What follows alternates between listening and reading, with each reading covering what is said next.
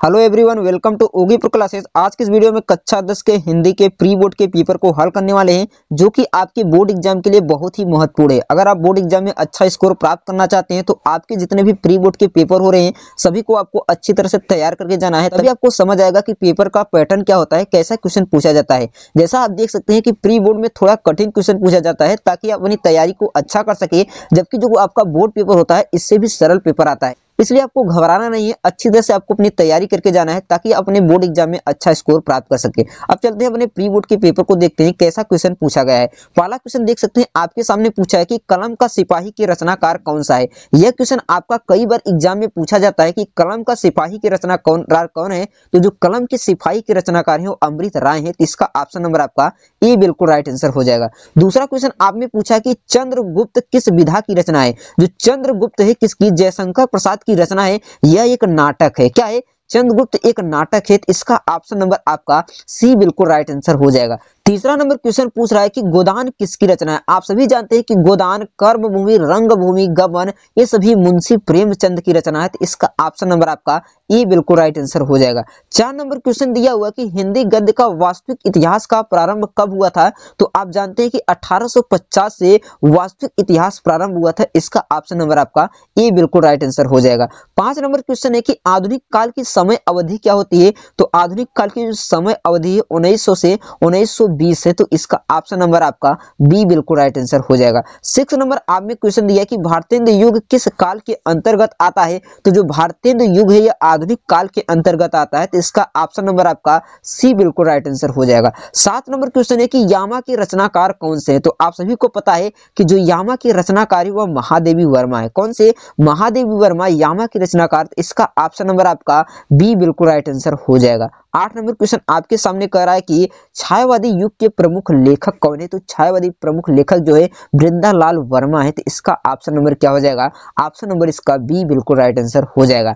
9 number question है कि भारत भारती किस विधा की रचना, भारत भारती की रचना कौन सी है, यानी भारत भारती को किसने लिखा है। तो भारत भारती को मैथिली शरण गुप्त ने लिखा है। किसने? मैथिली शरण गुप्त ने लिखा है। तो इसका ऑप्शन नंबर आपका बी बिल्कुल राइट आंसर हो जाएगा। 10 नंबर क्वेश्चन है कि भगवत शरण उपाध्याय द्वारा रचित रचना का नाम बताइए। तो जो भगवत शरण वर्मा ने इन्होंने लिखा है क्या? भगवत शरण उपाध्याय ठूठा आम। क्या लिखा है? ठूठा आम। इन्होंने अजंता की भी रचना की है। किसकी? अजंता की रचना की है और ठूठा आम। इसका ऑप्शन नंबर आपका ई बिल्कुल राइट आंसर हो जाएगा। 11 नंबर क्वेश्चन है कि हास रस का स्थायी भाव क्या होता है। आप सभी को पता है कि हास रस जो है, हास का स्थायी भाव हास रस होता है। उसके बाद 12 नंबर क्वेश्चन दिया हुआ कि यही कहीं पर बिखर गई भग्न विजय माला सी विपक्ति में कौन सा अलंकार है। भ्रांतिमान है, उपमा अलंकार है, रूपक है, उत्प्रेक्षा अलंकार है। यदि हम भ्रांतिमान की बात कीजिए तो जहां पर भ्रांति हो या क्या हो, भ्रांति हो, भ्रांति का मतलब होता है क्या? आप जानते हैं संदेह, वहां पर भ्रांतिमान अलंकार होता है। रूपक का मतलब होता है जहां पर उपमेय में उपमान का भेद रहित आरोप हो,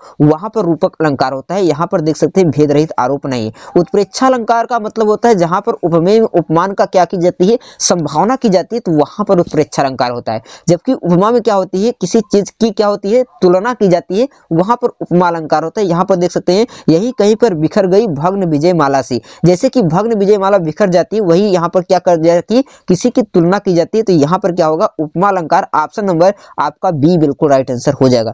13 नंबर क्वेश्चन है कि रोला छंद में कितने चरण होते हैं। तो रोला छंद में 4 चरण होते हैं। तो इसका ऑप्शन नंबर आपका सी बिल्कुल राइट आंसर हो जाएगा।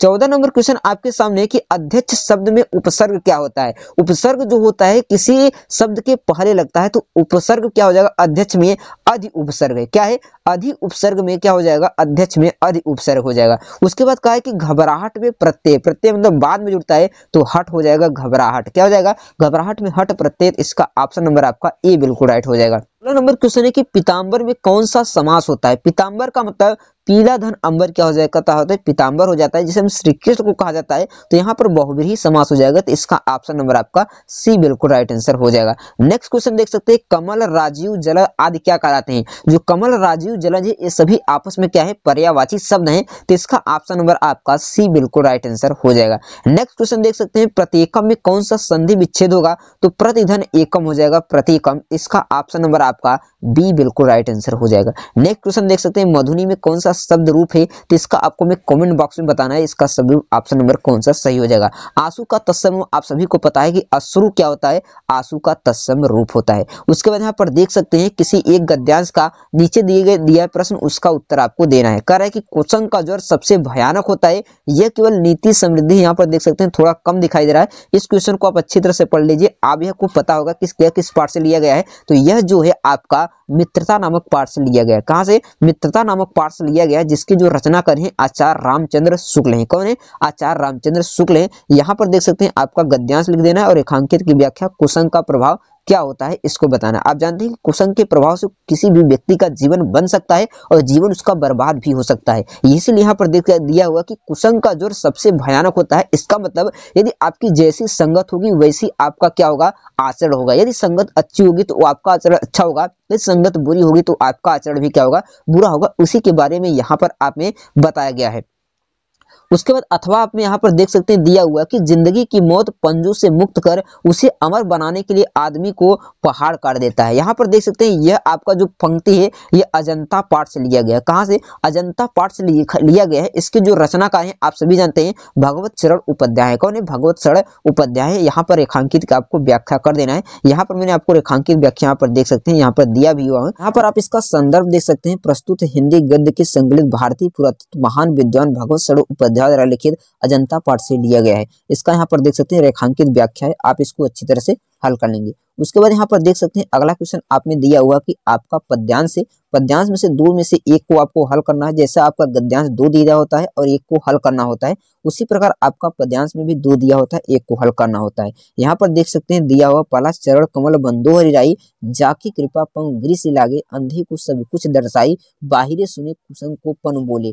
यहाँ पर दूसरा दिया हुआ कि क्या दिया कि रंक चले छत धराए सूरद्वास स्वामी करुणामय बार बार बंदोत यह पाए। यहाँ पर देख सकते हैं क्या पूछा हुआ आपका उपरोक्त रेखांकित पद्यांश का संदर्भ लिखना है, रेखांकित की आपको क्या करना है? व्याख्या करना है। उपयुक्त पंक्ति में कौन सा अलंकार है इसको बताना है। दोनों में से एक आपको अच्छी तरह से हल कर लेना है, आपका 6 नंबर यहाँ से आप में तैयार हो जाएगा। उसके बाद यहाँ पर देख सकते हैं अगला क्वेश्चन दिया है किसी भी लेखक का क्या करना है? जीवन परिचय बताते हुए उनकी एक रचना का उल्लेख करना है। यहाँ पर देखो पूछा क्या हुआ किसी लेखक के यहाँ पर क्या किसी लेखक का एक जीवन परिचय लिखते हुए उनकी एक रचना का उल्लेख कीजिए। आपको 5 नंबर मिलेगा रामचंद्र शुक्ल, जयशंकर प्रसाद और भगवत शरण उपाध्याय से। उसी प्रकार आपका पद्यांश से होता है तुलसीदास, महादेव वर्मा, सूरदास, तीनों में से एक का आपको क्या करना होता है? रचना लिखना होता है। उसके बाद 4 नंबर क्वेश्चन दिया हुआ कि निम्नलिखित संस्कृत गद्यांशों में से किसी एक का संदर्भ सहित अनुवाद करना है। तो यहाँ पर देख सकते हैं आपको 2 का क्या देता है? गद्यांश देता है, वो भी संस्कृत का। इसका संदर्भ लिखना है, इसका आपको अनुवाद भी कर लेना है। उसके बाद उसी प्रकार पद्यांश में 2 दिया होता है, एक को आपको क्या करना था? संदर्भ सहित अनुवाद इसका